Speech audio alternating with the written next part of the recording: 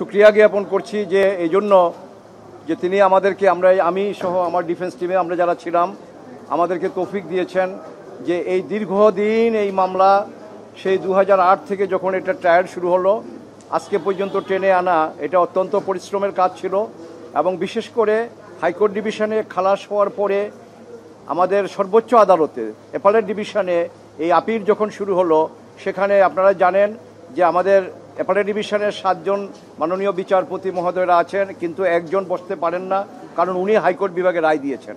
বাকি 6 জনের সামনে এই মামলা দিনের পর দিন এভাবে প্লেস করে আমরা ওনাদেরকে আজকে আমাদের সেই হিয়ারিং কনক্লুড হয়েছে, শেষ হয়েছে। কাজেই এই প্রচেষ্টায় এই দীর্ঘ পথ পরিক্রমায় আমি এবং আমার বন্ধুরা যারা আমার সাথে ছিল আমি সবাইকে ধন্যবাদ দেই, কারণ সবার সহযোগিতা না হলে পরে আমাদের পক্ষে এই মামলা এইভাবে এই সর্বোচ্চ আদালতে শেষ করা সম্ভব হতো না। আর আমি আপনাদের ধন্যবাদ দেই যে আপনারা ইলেকট্রনিক্স মিডিয়ার যারা আছেন আমার খুব আপনজন, আপনারা সারাদিন আমাদের এখানে থাকেন, আপনাদের সাথে আমরা আপনাদেরকে আপন ভাবি। আপনাদের সহযোগিতা এই জন্য আমরা স্বীকার করছি কৃতজ্ঞতার সাথে, কারণ আপনাদের মাধ্যমে 18 কোটি মানুষ এই যে বিচারের নামে যে প্রহসন ছিল এবং যে বিচার করা হয়েছে সেই বিচারের আদ্যপান্ত যেটা আমরা কোর্টে বলেছি বা যেটা আমরা আপনাদের মাধ্যমে জাতির কাছে একটা বার্তা দিতে চাই সেটা দিতে পেরেছি। আপনাদেরকেও ধন্যবাদ। আজকে আমি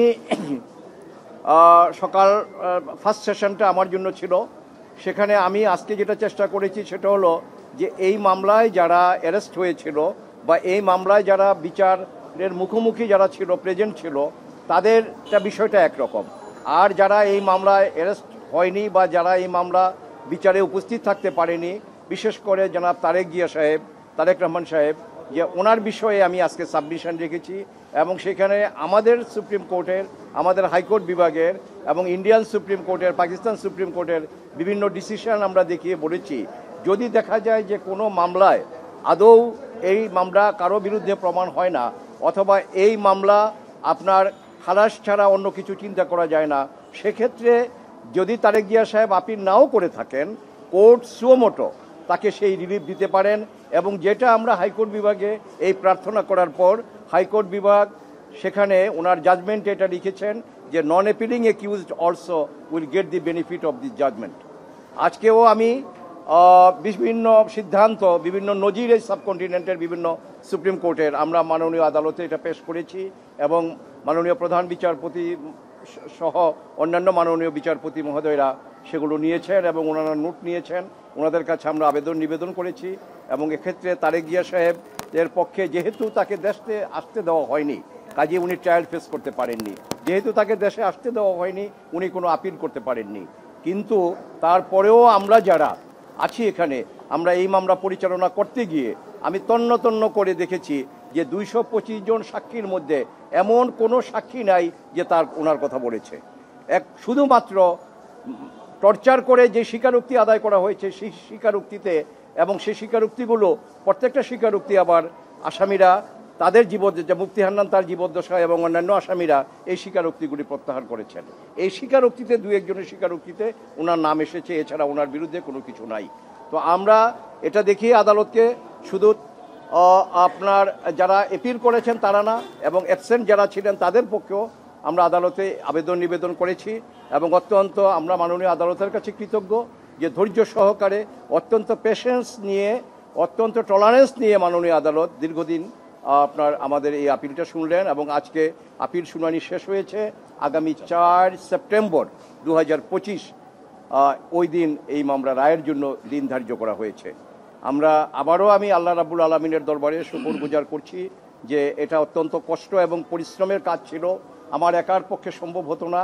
এখানে এই ডিফেন্স টিমে আমার বন্ধুরা, আমার ডাইনে বায়ে যারা আছেন, আপনাদের থেকে যে সহযোগিতা পেয়েছি এই সহযোগিতা আমি কৃতজ্ঞ চিত্তে স্মরণ করছি এবং আমরা আল্লাহ রাব্বুল আলামিনের কাছে এই প্রার্থনা করব নিরপরাধ যে মানুষগুলো ইনক্লুডিং মিস্টার তারেক রহমান যাদেরকে অন্যায়ভাবে এই মামলায় ফাঁসি দেওয়া হয়েছিল, যাবজ্জীবন দেওয়া হয়েছিল, যারা বছরের পর বছর কন্ডেম সেলে ছিলেন, যারা প্রায় 18 বছর, 16 বছর, 17 বছর, 18 বছর যারা জেলে ছিলেন, আজকে আমাদের আপনার আব্দুল সালাম পিন্টু সাহেব একটু আগে কোর্টে এসছেন। এই ভদ্রলোক 17 বছর জেলে ছিলেন। লুৎফুজ্জামান বাবর সাহেব প্রায় 16-17 বছর 18 বছর জেলে ছিলেন। কাজেই আমরা হাইকোর্ট বিভাগে যেই রায় ছিল খালাসের, সেই রায় যাতে বহাল থাকে এইভাবে আমরা নিবেদন করেছি এবং আমরা আশাবাদী, সর্বোপরি আমরা আল্লাহ রাব্বুল আলামিনের কাছে করজোড়ে আমরা আমরা আমরা আমরা প্রার্থনা করি যেন এই খালাসের রায় বহাল থাকে এবং আমরা আশা করি যে এই খালাসের রায় বহাল থাকবে এবং আপিল ডিসমিস হবে। Thank you. না, এটা প্রত্যাশা। হ্যাঁ, বলুন। আমি একটু পিছনে যাই। Thank you. আপনি সাইডে থাকুন।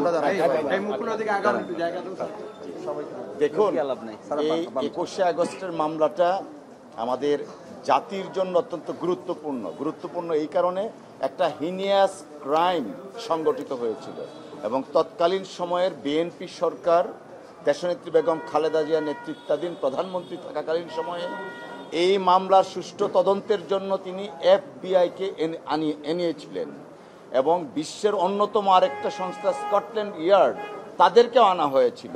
অর্থাৎ বিএনপির পক্ষ থেকে দেশনেত্রী বেগম খালেদা জিয়া প্রধানমন্ত্রী হিসাবে তার মন্ত্রী পরিষদ চেয়েছিল এই মামলার একটা সুষ্ঠু তদন্তে দৃষ্টান্তমূলক শাস্তি হওয়ার জন্য। আনফরচুনেটলি তখন এফবিআই এবং স্কটল্যান্ড ইয়ার্ড শেখ হাসিনার সাথে কথা বলতে পারেনি, ফরেনসিক এভিডেন্স নেওয়ার জন্য তার গাড়িটাকে পরীক্ষা করতে রিফিউজ করা হয়েছিল। অর্থাৎ প্রথম থেকেই শেখ হাসিনা ওয়াজেদ এই মামলাটা ভিন্ন খাতে প্রবাহিত করতে চেয়েছিলেন এবং তৎকালীন সময়ে কাদের সিদ্দিকের সংসদে কি বলেছিল এই মামলা সংক্রান্ত আপনারা সাংবাদিকরা জানেন। ভারতের প্রখ্যাত সাংবাদিক কুলদীপ নায়ার যুগান্তরে একটা কলাম লিখেছিল এই ঘটনাকে কেন্দ্র করে, সেটাও আপনারা জানেন। কেন হঠাৎ করে মুক্তাঙ্গন থেকে উইদাউট নোটিস তাদের পার্টি অফিসের সামনে নিয়ে গেল 15 মিনিটের ব্যবধানে, আর ওখানেই একটা বোমা সংগঠিত হলো। Unfortunate event. আমরা প্রত্যাশা করেছিলাম যে একটা ন্যায় বিচার হবে এবং প্রকৃত দোষীদের শাস্তি হবে, কিন্তু দেখা গেল যে প্রকৃত দোষীদের শাস্তি দিতে গেলে হয়তো থলের বিড়াল বের হয়ে যাবে, যে কারণে শেখ হাসিনা তার রাজনৈতিক উদ্দেশ্য এবং প্রতিহিংসার হিসাবে জনাব তারেক রহমান সাহেবকে এই মামলায় অন্তর্ভুক্ত করলেন শুধুমাত্র রাজনৈতিক কারণে। প্রকারান্তরে শেখ হাসিনা নিজেই চায়নি আইবি রহমান সহ 24 জনের বিচারটা হোক, যে কারণে তিনি রাজনৈতিক প্রলেপ দিলেন, দিয়ে আমাদের আইন শৃঙ্খলা রক্ষাকারী বাহিনী তথা যে সাংগঠনিক কাঠামো আছে সেই কাঠামোটা ভেঙে দিয়েছেন, যেটা আজকে শিশির মনির সাহেব তার সাবমিশনে বলেছেন। আমরা প্রত্যাশা করছি আমরা ন্যায় বিচার পাবো। জনাব তারেক রহমান সাহেবকে এই মামলায় রাজনৈতিক উদ্দেশ্য প্রণোদিত হয়ে প্রতিহিংসা বশবর্তী হয়ে শেখ হাসিনার ইচ্ছায় এই মামলায় জড়িত করা হয়েছে। মহামান্য হাইকোর্ট বিভাগ তাকে খালাস দিয়েছেন। আমরা প্রত্যাশা করছি ন্যায় বিচার পাবো এবং মহামান্য অ্যাপিলেট ডিভিশন জনাব তারেক রহমান সাহেব সহ অন্যান্য আসামিদেরকে খালাস দিবেন। ধন্যবাদ।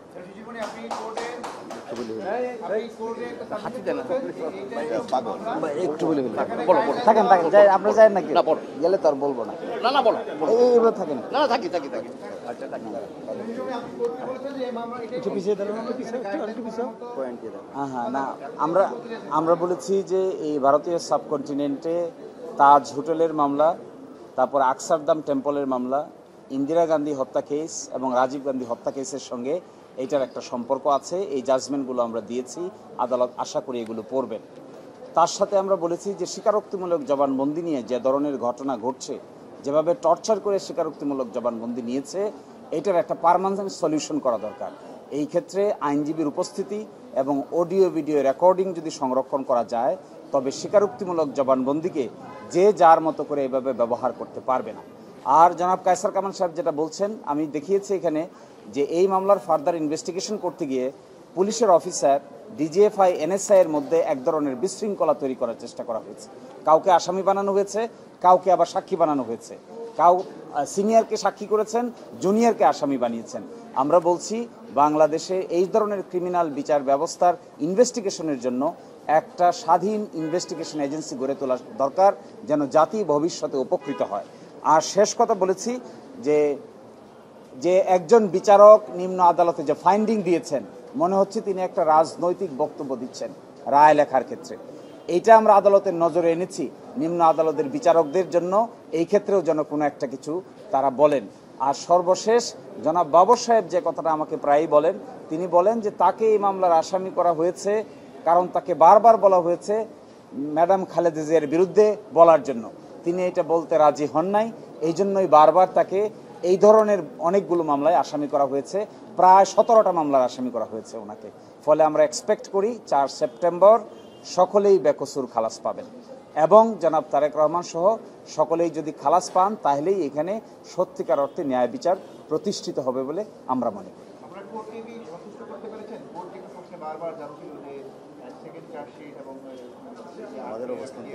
আমাদের অবস্থান থেকে লানের সিনিয়র সহ সকলেই আমরা চেষ্টা করেছি।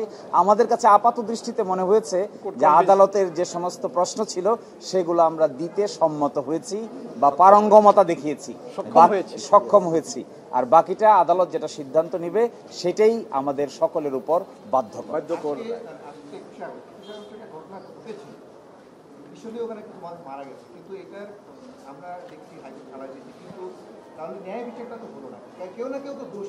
ন্যায় বিচার হওয়ার আগে আপনার প্রকৃত অপরাধী যারা তাদেরকে আপনার আনতে হবে তদন্তের মাধ্যমে। তো সেটা যদি না করেন, আপনি যদি ইনোসেন্ট লোকদেরকে মামলায় যদি আপনি নিয়ে আসেন চাকরি, তাহলে ন্যায় বিচার হবে কিভাবে?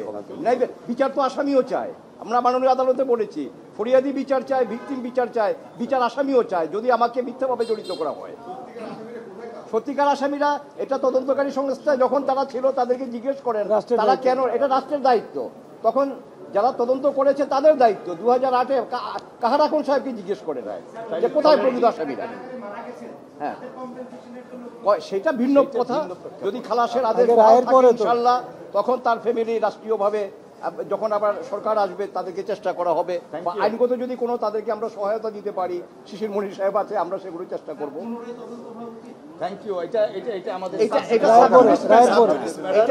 এই বিষয়টা মাননীয় আদালতের এখতিয়ারে আছে, এটা সাবজুডিস ম্যাটার, এই সম্বন্ধে আমরা কিছু বলতে চাই না।